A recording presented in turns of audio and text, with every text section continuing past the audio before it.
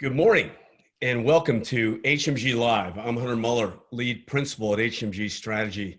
My team and I are delighted to be here with you today and excited for today's interview. Today we'll be speaking with Global CIO Kevin Haskew, great friend and a player within the HMG platform and network, Global CIO of ON Semiconductors. So, unbelievable trying times, right? Trying times on all levels, all fronts, in the business, supporting the business, in this new work style, working remote, right? All of a sudden, it's a digital first, a digital web broadcast first workforce, right? I think, I remember correctly, at a summit in Toronto last June, we had a report that cited 7% of all communication within the enterprise is done via webcasts or via a platform like RingCentral or Zoom. I can probably assure you right now, it's probably north of 60 to 80%, as many of the players in that space are looking at a 20x year over year usage rate, just from 2019 to March of 2020. So unprecedented times.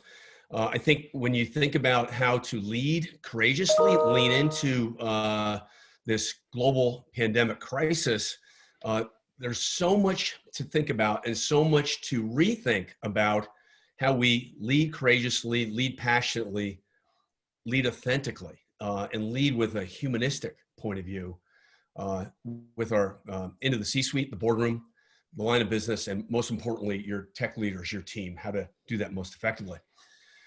We've been studying this for over 30 years at HMG Strategy, the whole leadership, organization development, and human capital piece. Pretty proud about that idea. And I think we highlight and bring to you the best in class, best thinking in our industry around how to effectively lead, innovate, and transform, reimagine, reinvent your organization. And there isn't an organization now in the world that shouldn't be thinking about how do we pivot out of this? How do we get ready for that upturn in the third or fourth quarter, or maybe even sooner? Who knows? But the whole notion, the key idea is how to facilitate, enable, and lead the connected digital workforce, the connected digital remote workforce, effectively think and innovate creatively and be more effective at core, in parallel markets, and with new ideas with the business. I'd like to invite my dear friend and Global CIO Kevin Haskew into the program, onto the show. Kevin, good morning and welcome. Good morning, Hunter. Can you hear me? I got you loud and clear. Perfect. Thank you. Great. Coming in from your Arizona office, correct? Correct. A nice sunny day here in Phoenix. Okay, so let us all feel sorry for you. What's the temperature today and what's the humidity? Temperature starts out this morning at 61, but it'll peak at 81 today. And the humidity it's pretty high here, but it's a 40%. 40%, pretty high. Usually in the east, the northeast, in the New York area, it's usually 70 to 80. Anyways, on to more important matters. We've been collaborating now for, it seems like a decade. Yeah, 10 years. And thank you for the engagement. Thank you for the support. I love it, and I've loved working with you over the years. When you think about the current crisis that we're in, and we think about kind of when you knew about 30 days ago the world had changed dramatically, what did you do differently in terms of your leadership style, and what were your first steps in the first 7 days? And then kind of bring us forward to like now, what really matters at this point in time for you as it relates to your leadership style into the boardroom, the C-suite, and the line of business? Yeah, that's a very long and challenging question. But it's definitely interesting times. Maybe I'm a little bit more fortunate than some companies because we're a global company and we've got operations in China. So we actually started to feel the impact of this back in January. And initially, it was more of just paying attention to it and thinking, could this get worse? But we actually do annual disaster recovery plans and business continuity scenario planning. So what we actually did is late January, we actually instigated that earlier in the year than we normally would, and just started to run some scenarios. And the big one really was, if this was to actually spread farther around the world, and people had to go home and work remotely. If we had to think of a 3 or a 5x increase of, say, home users on our network, what would that mean? And could we actually survive like that? And so we actually were on that then early February. So that was the precursor to some of the actions that we took, Hunter. I think the big thing in terms of how I might have changed my style or approach is we actually went back to basics. And so I think it's a matter very quickly of saying, this is big, this is, and it can't be business as normal. So you need to really stop a lot of things, pause and focus on the basics. And the absolute priority is we have to keep our business operating. We have to make sure people can connect, and the whole thing around collaboration. So that we actually have a laser focus on that. We've suspended a lot of other activities. And then I actually have a weekly update with the executive team focused on this, where we actually talk about the current status, we show metrics, and then if there are any hotspots or issues where we're having people struggle not just to connect, but to actually perform their jobs. The big challenge for us might be that because we're so global, we have a lot of design engineers, over 4,000, and obviously they are designing products not just for today, but for the future. We want these people still to be working and being productive. They're high-powered engineers with a lot of high-tech equipment, and we've got to make sure that they can still function whilst they're working from home. So that has been the focus for the last two weeks, really. So it's a little context. Thank you. A little context on Semi, $6 billion global manufacturer. How do you describe on Semi, this global scale, the global reach, and in context? Let us know more. Yeah. Okay. Yeah, because it took me a long time to understand the company, and I still find it pretty scary, to be honest. And I'd like to say I know how it all works, but I don't. It's so we're a $6 billion global corporation, and we do span the globe. We actually have 23 large manufacturing sites where we design and manufacture and ship semiconductors. We have both front end and back end. So the big differentiator for us is that we actually have our own manufacturing facilities where a lot of companies are fabless. We actually compete with the Chinese on price. So historically, the company was a commodity-based type company. So we do a lot of low margin type business. So the company has always had a very strict focus on manufacturing costs and margins. It's in the last 10 years, it's grown significantly and changed through acquisition, where we've purchased a lot more, I call it value add products, particularly in the imaging and sensing business. So we now do a lot more systems and modules, and we have a lot of content, say in automotive, for all the ADAS type sensors on a car. But with that, we actually have, to do that, we have about 34,000 employees globally. 23,000 of those work in manufacturing. I say we have 23 actual manufacturing facilities, but the interesting statistic for a lot of people, though, is we design, make, and ship 75 billion sellable items in a year.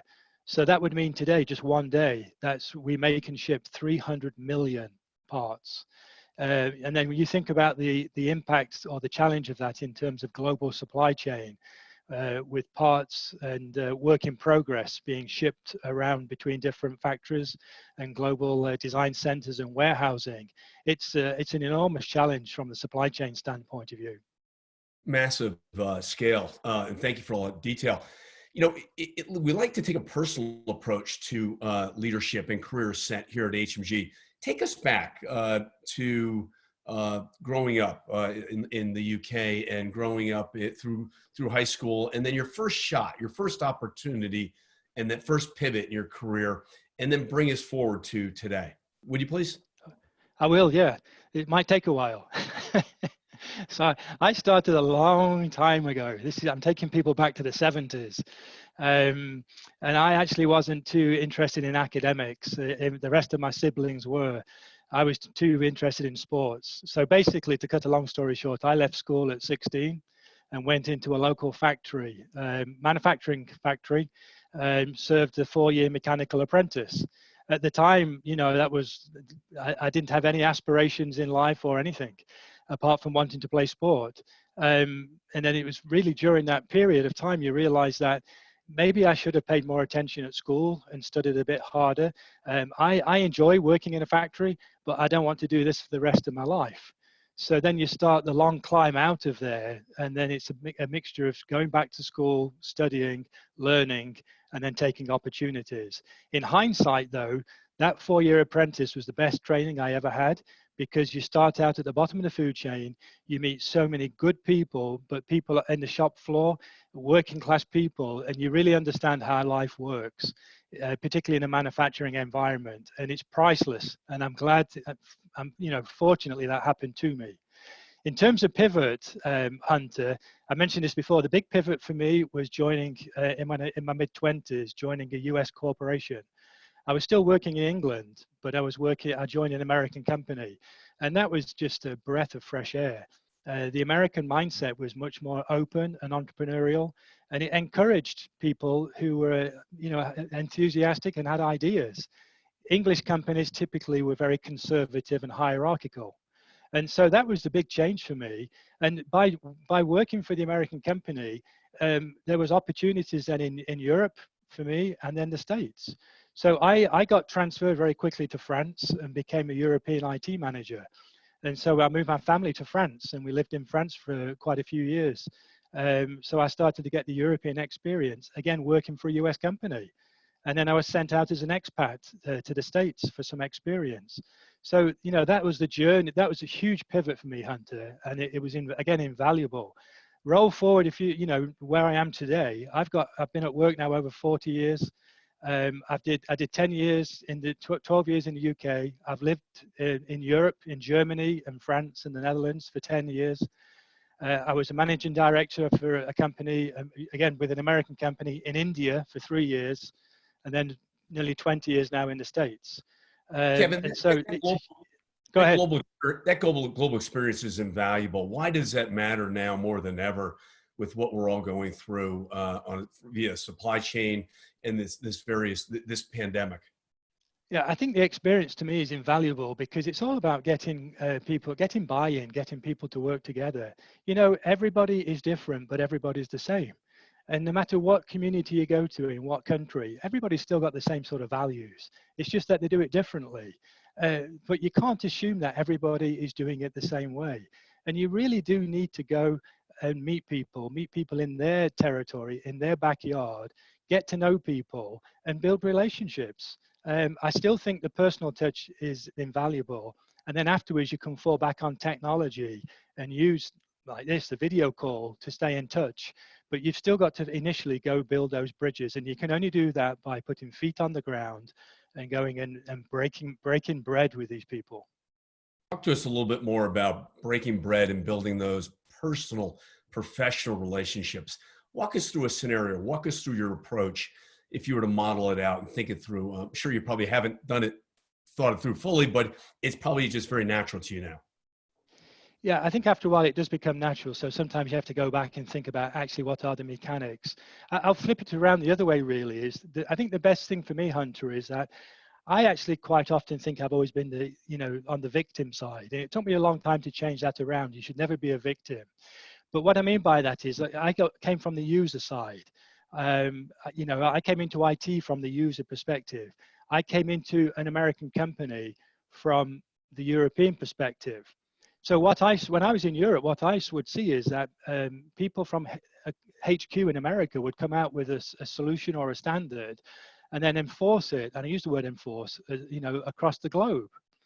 And then by the time you see it, you think, well, this won't work here. People didn't speak to us, they didn't understand. And so you start to form the impression that, what are these people doing back at the HQ? Do they not understand what goes on in the world?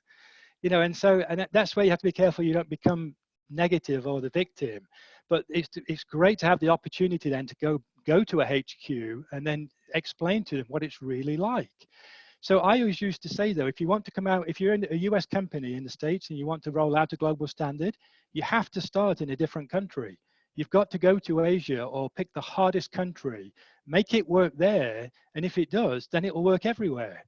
So it's really understanding both sides, I think, is helps that approach, Hunter.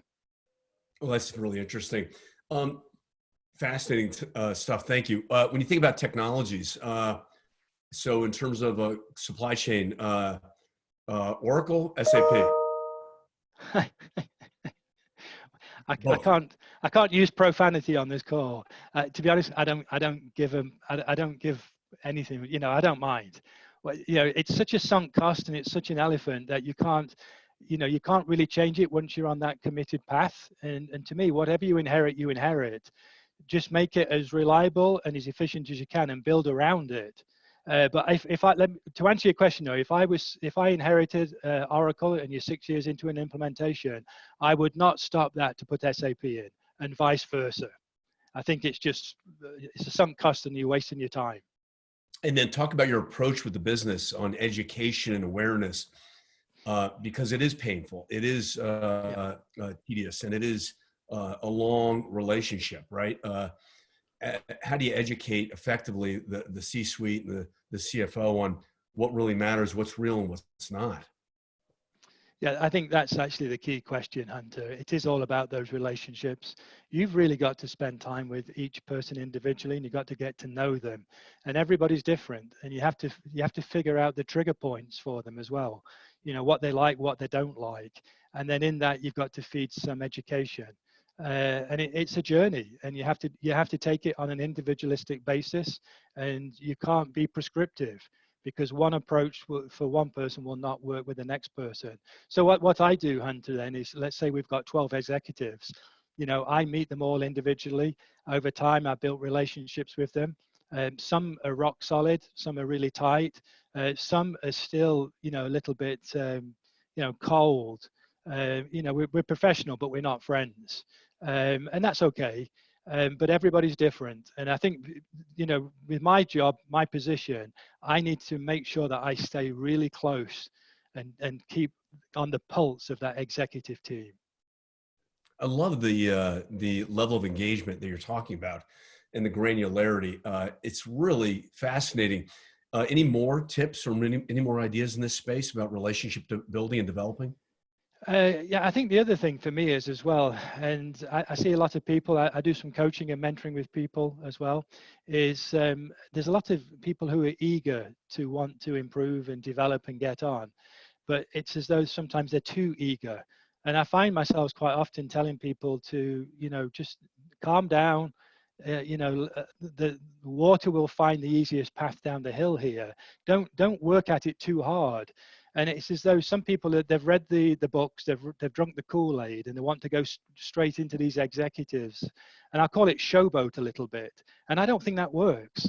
I think you really do need to just watch, again, observe, look for some mannerisms or for some hints. And then when you see an opening, go speak to somebody, but don't force it. All these executives, time is limited, attention spans are very limited, and they're very quick to form opinions. And so you have to be really careful how you actually try to break bread with them. Interesting, fascinating stuff. Great analysis and great insights on building global relationships with a global executive team. Love it. Thank you. When you first landed at ON Semi, you came into a situation where you inherited an approach, a model. What was it like the first 90 days to a year in your assessment? And then how did you go about building a 5-year plan? Okay, that's a good question. It was painful, is the answer, Hunter. When I joined, I had a head full of hair, but I don't anymore. I lost that 20 years ago. It was shocking, to be honest. I'll be brutally honest with you, Hunter. It was shocking. You know, quite often I don't do a lot of due diligence when I go into a company, because you know pretty much what the problem is going to be, and the grass is never greener on the other side. So you have to be careful who you listen to. I think I sort of take the view that I can change. I can go into any environment and change it and make an improvement. I was really challenged in the first 90 to 120 days, and then the first 6 months on semiconductor. We were actually hitting a period where the economy was going down as well. And as I mentioned before, it was a commodity type business, which is low margin. And so the mindset in the past is that we really don't want to invest in IT. We don't see the need to invest in IT. We don't want to invest in the future. We just need to sort of get through the next quarter or the next 6 months. That's when you realize that, oh my goodness, if we want to really make some changes here, this is going to be a challenge. And so I actually had some reservations after 3 months and after 6 months about whether I could actually make an impact.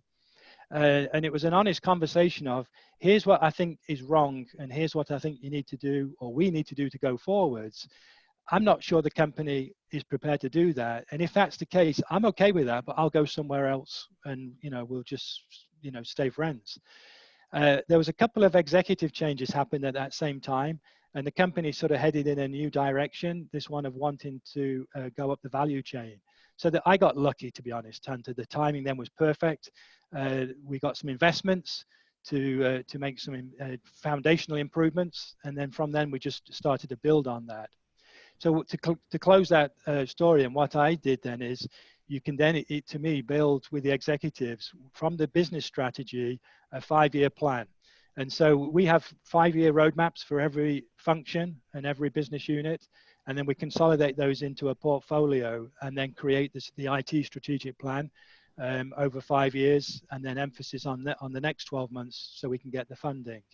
But that's really what we did. So the first 30 days was alarming. The first 120 days was one of, can I really make a difference here or not? Got through some sticky times. And then after a year, we started to then make some progress. And then after, I would say, 3 years, people started to say, this structure and this discipline that we have in IT is great. We just need to build on that.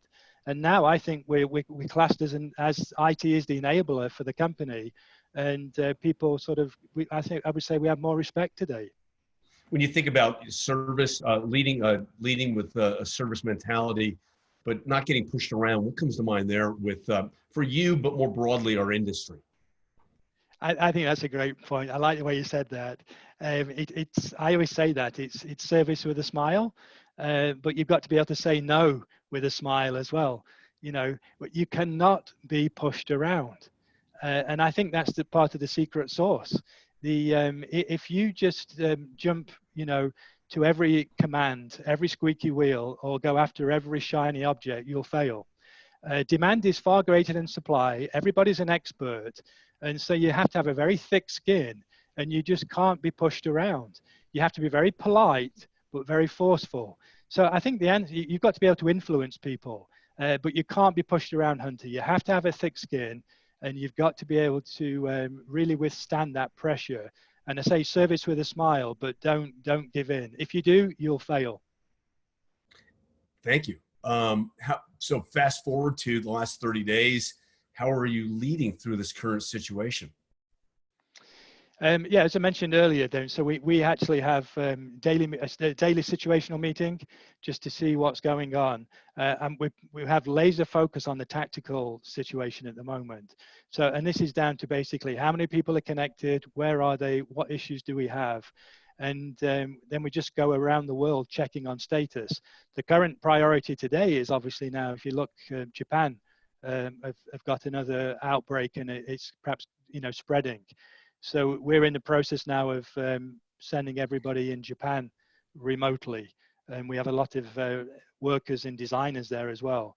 So we've got a group of people working on that, and then we've got some tuning we're doing on the network, and just looking at the volumes that we're facing, and just detuning some systems and blocking a few access paths so we can maximize the main tunnels for the majority of workers. Just some numbers.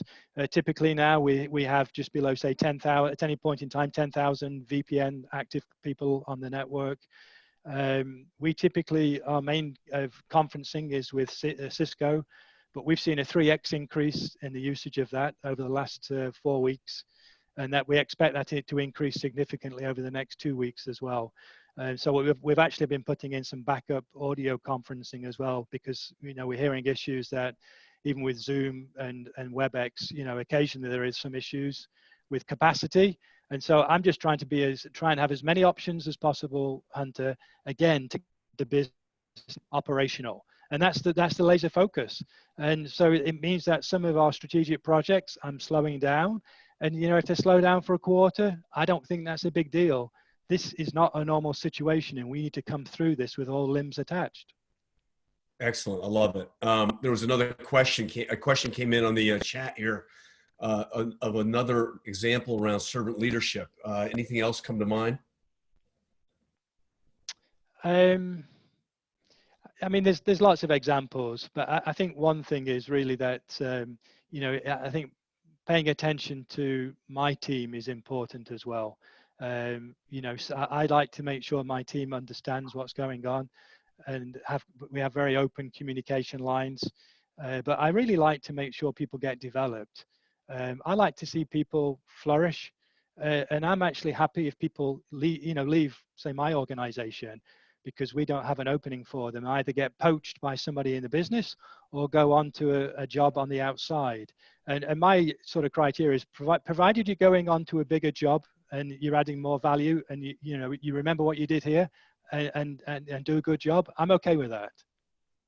It's a very selfless point of view, very enlightened. I love it. Your team must love you for that idea, right? You have great relationships with most of your direct reports in your team. Yeah, absolutely. Yeah, I mean, to be honest, I don't know when it happened, Hunter, but I passed over the threshold a few years back now with my age. I don't need to sort of impress anybody. I just need to try and give back and help people and share, because my future's on the way down. I just need to be helping other people on their way up. Love great comments. When you think of today, what are your current challenges in this current environment, running a global enterprise and keeping things up 24/7, 365? Yeah, I get concerned all the time about manufacturing and the supply chain. It's so complex. All it takes is a slight issue, and it can come from many areas where we have lots of challenges. So I think trying to standardize and stabilize our systems within the global manufacturing footprint is our #1 challenge. The interesting thing now, though, for me, is it's trying to now anticipate when we're through this current crisis. Let's say it's another 6-10 weeks. It's how do we get people then back re-energized and back focused, because it won't be the same, but in some respects it has to be. We've got to get people back to what we were doing before. And to be honest, I haven't figured that one out yet. I'm starting to think about that. So the next challenge for me will be, how do we sort of get people back on the bus after this crisis? And then what are the main priorities that I let slip over the last few weeks? We need to get back onto that. And then it's just, trying to execute to our strategic plans. Does work change forever now, do you think, on a global level? I think it's too early to tell, to be honest. That's a good question. A lot of people are saying it has, and I think we'll prove that you can do a lot of work remotely. But I'm already hearing comments where people feel that we're too remote now, and we're losing that the social interaction, the corridor conversations, the coffee conversations, the ability to mingle. And I think that's something we need to be really careful with. And I've always had an issue with that, particularly in IT, with, I'll call it, technical people who like to sit in front of a screen. One of my biggest challenges all the time is I call it lack of business analysis skills or ability to influence an executive. That acumen only comes through social interaction. And so I actually think society has some big challenges on that front going forwards. And I'm thinking about it, Hunter. I've perhaps got opinions, but I definitely don't have any good solutions. Yeah, gotcha. It's, well, where do you spend your time when you're thinking about the business? Are you out in the field with the salespeople at all? Are you with the executives? Are you with the line of business and corporate? Are you in the field working with supply chain issues and connectivity issues? Is it all the above? It's all the above, yeah. One thing I've always done, and anytime I go into a new job, is say that I have to travel. So I actually prefer to be out of the office than in the office. I love being at a manufacturing site because you meet real people, and this is where we make products. This is the business. To see product go out of the door, to go to a warehouse, a shipping warehouse, and see product, I get excited by that. Speaking to designers and going to design centers and seeing new products. So I typically travel.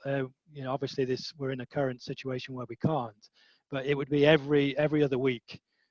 normally to a site. And if I go to a site, I'd obviously spend time with both IT and business people. But it's to help my education as well, so I can understand the business and the products and where we're going to, and that helps me then deliver good IT solutions. When you think about it sounds like you have strong relationships with the C-suite. You probably have a strong 5-year plan. You're executing against that. How do you report back to the C-suite in terms of a scorecard and progress on that plan? And then what changed in the last 30 days as it relates to those reporting out of the progress, right? Yeah. Yeah. And so we do, with the strategic plan, we do annual updates. So then we also have a monthly operational KPI meeting, and that's every department. So, and we changed the sequence, but that's me presenting as an equal to the guys presenting from a BU or from sales or from manufacturing. So we all do operational KPI updates to the executive team, and that's monthly. And then every year we do technical roadmaps and strategic planning. What's changed is in the last 4 weeks, we're still doing the operational KPI meetings because we actually are still running a business, even though it's maybe not at 100% output. And then I've also now got an additional layer of reporting. So I've created a scorecard, which is an executive dashboard, and then some metrics just to show how we're supporting the business now with all these remote workers, what some of the current issues and challenges are, and then what are, say, next 4 steps to be taken are for the next week. And then I send the executives a dashboard weekly. Excellent. Thank you. I want to open it up for questions. Folks on the Zoomcast, you can simply, with the question button, ask a question. While we're waiting for the questions to come in, why don't we bring Tom Hoffman, our head of research, onto the webcast. Tom, you there? Do you have a question for Kevin? You want to come in?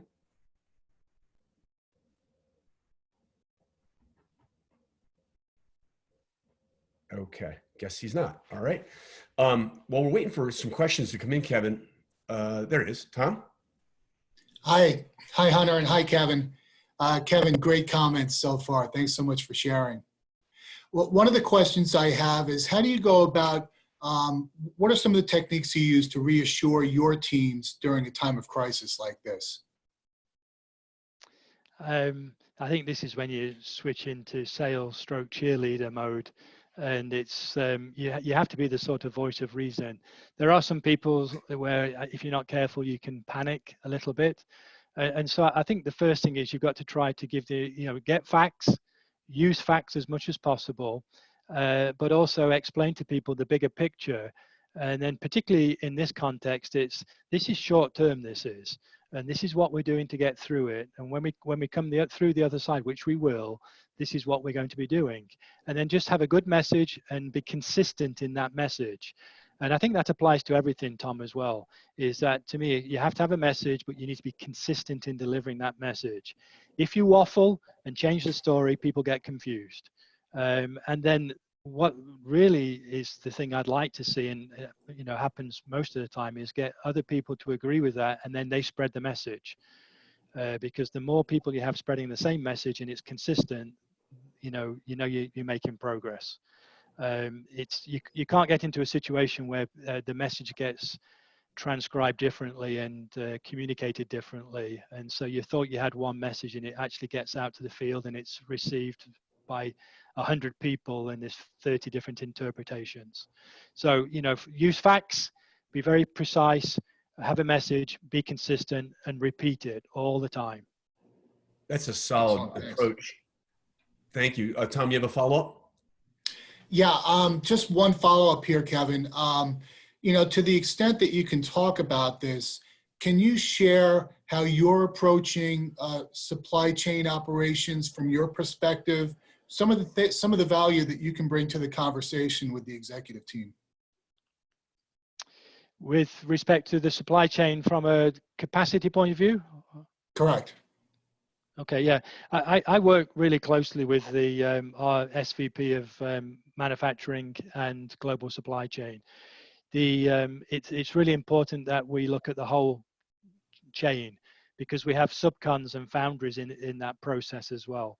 And so really with that, it's a matter of we sit down and talk about it. What are the hot spots?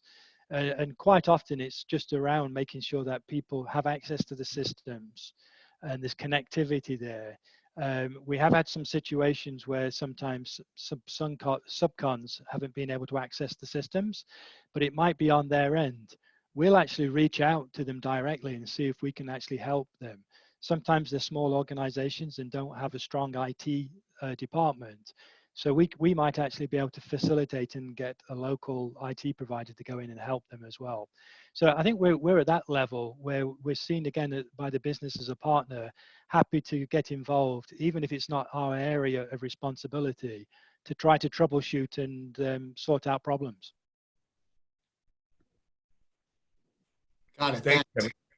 You know, Kevin, we often say at HMG, I say it's the best time ever to be a tech professional in the tech industry, and people might be tired of me saying that, but it's, I think, you know, if you love to help people, if you love to lead people, if you love to coach people, if you love to elevate people, companies, societies, we're kind of like in the third inning, I think, of a long baseball game where it's just going to be more and more interesting with the innovation that's coming down to us. What do you think? What do you say about the best time ever to be in our industry, and why?